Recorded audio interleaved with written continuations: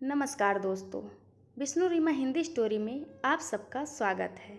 आज की कहानी है बेचैनी। यह कहानी ठंडी के मौसम की है।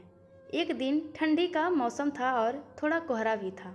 तो मैं जब सुबह उठा तो देखा हल्की हल्की हवा चल रही थी और बहुत ही प्यारा मौसम था। फिर मैं मॉर्निंग वॉक पर निकल गया और जाते जाते देखा कि एक लड़की जो कि मॉर्निंग वॉक से वापस आ रही थी और उसके चेहरे पर एक हल्की सी मुस्कान थी और उसके बाल खुले हुए थे। ओस के कारण उसके चेहरे पर पानी और बालों पर पानी बिखरा हुआ था और मैं उसे देखता ही रह गया, मानो जैसे मेरी दुनिया ही थम सी गई थी। मेरी आंखें उसके चेहरे से हट ही नहीं रही थी और वह मुझे स्माइल देती हुई चली गई। उसके बाद मेरा भी मन मॉर्निंग वॉक पर नहीं लगा। फिर मैं वहाँ से घर चला आया। मेरा किसी भी काम में मन नहीं लग रहा था, सिर्फ उसके ही ख्यालों में खोया था, जैसे वो मेरे दिलो दिमाग पर छा गई हो।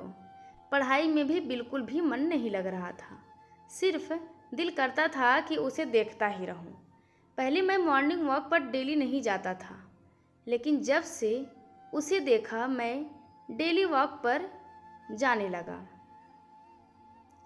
सुबह ही मैं निकल जाता था सिर्फ उसे देखने के लिए। मॉर्निंग वॉक पर जाता था, वो भी मुझे देखती ज़रूर थी, लेकिन कभी मुड़ कर नहीं देखती थी। इस वजह से मैं थोड़ा परेशान रहता था। ऐसे ही टाइम बीतता चला गया और मैं उसे देखता ही रह गया, लेकिन मुझे उससे कहने की कभी हिम्मत ही नहीं हुई।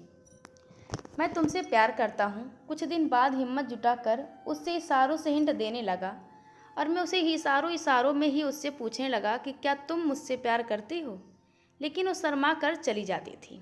ऐसे ही इशारे काफ़ी दिन तक मैंने उसे दिया, लेकिन वो मुझे कभी कोई जवाब नहीं दिया।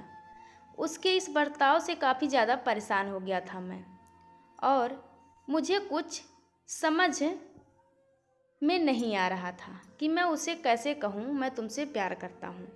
फिर मैंने एक छोटे से बच्चे के हाथ से गुलाब का फूल और एक लेटर भिजवा दिया, जिसमें मैंने सिर्फ 2-4 शायरी लिखी थी और उसमें मैंने लिखा था कि क्या तुम मुझसे प्यार करती हो, अगर करती हो तो इस लेटर का जवाब ज़रूर देना। उसने भी मुझे एक लेटर लिखा जिसमें लिखा था कि मैं तुम्हें पसंद तो करती हूँ, लेकिन मैं तुमसे अभी प्यार नहीं कर सकती हूँ। मुझे तुमसे प्यार करने में कुछ टाइम लगेगा, क्योंकि यह मेरी मजबूरी है, क्योंकि मेरे दिल में छेद है और मेरे दिल का ऑपरेशन होने जा रहा है। मुझे खुद ही नहीं पता कि मैं इस दुनिया में रहूँगी कि नहीं। अगर मुझे कुछ होता नहीं है तो मैं सिर्फ तुमसे ही प्यार करूँगी। इसीलिए जब तुम मुझे मॉर्निंग वॉक पर इशारा करते हो तो इसी कारण मैं तुम्हारे इशारों का जवाब नहीं देती थी। फिर वह लेटर मेरे पास आया और मैं कल की सुबह भी ही जॉब मॉर्निंग वॉक पर गया। तब मैं उससे बात करना शुरू किया।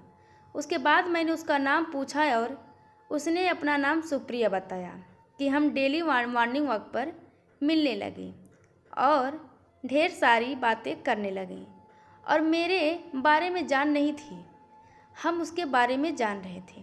ऐसे ही हम दोनों में महीनों तक चलता रहा। उसके बाद उसका अगले महीने दिल का ऑपरेशन था और उसका ऑपरेशन दिल्ली के अपोलो हॉस्पिटल में था।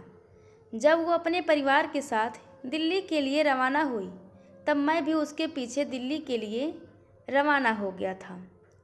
फिर उसके बाद उसका ऑपरेशन हुआ और सक्सेसफुल ऑपरेशन हुआ। उसके बाद मेरी खुशियों का कोई ठिकाना ही नहीं था, क्योंकि कोई मंदिर, कोई दरगाह, कोई चार्ज नहीं बचे थे जहाँ मैंने उसके लिए दुआ ना मांगी हो। और मेरी भगवान ने सुन ली। मेरी सुप्रिया को कुछ भी नहीं हुआ और वो धीरे धीरे ठीक होने लगी और मैं डेली हॉस्पिटल में उससे मिलने के लिए जाता था और उससे बातें करता था और हम दोनों हंसी मजाक करते थे। कुछ दिन मेरी सुप्रिया को हॉस्पिटल में ही रहना पड़ा। उसके बाद सुप्रिया बिल्कुल ही ठीक सी हो गई।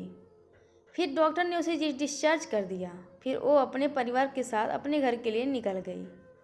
उधर मैं भी उसके पीछे पीछे ही घर के लिए निकल पड़ा। उसके बाद मैं सोचने लगा कि अब मुझसे कैसे मुलाकात होगी, लेकिन फिर मेरे दिमाग में आया कि अगर वो मॉर्निंग वॉक पर आई तो उससे मुलाकात ज़रूर होगी और यही सब ख्याल मेरे दिलो दिमाग में आ रहा था। और इन सब उलझनों के चक्कर में रात भर नींद नहीं आई और देखते ही देखते सुबह हो गई। और सुबह उठा तो देखा कि हल्की हल्की बारिश हो रही थी। यह बारिश नहीं, मेरे सपनों की बारिश हो रही थी। ऐसा लग रहा था कि जैसे मेरा सारा सपना टूट रहा हो, लेकिन मेरा दिल नहीं माना और मैं बारिश में भीगता हुआ मॉर्निंग वॉक पर गया। मैं वहाँ जाता हूँ तो देखता हूँ वहाँ पर कोई नहीं था और मुझे वहाँ ऐसा लग रहा था जैसे सब कुछ वीरान सा हो गया था। फिर मैं वहाँ से मायूस और उदास होकर अपने घर चला गया। उसके बाद मैं उसके घर के ना जाने कितने चक्कर लगाए उससे मिलने के लिए और उसे एक बार देखने के लिए, और ना ही मुझे वह दिखी ना ही मैं उसे मिल पाया। और मेरे दिल में इतनी बेचैनी हो रही थी कि पूछो मत।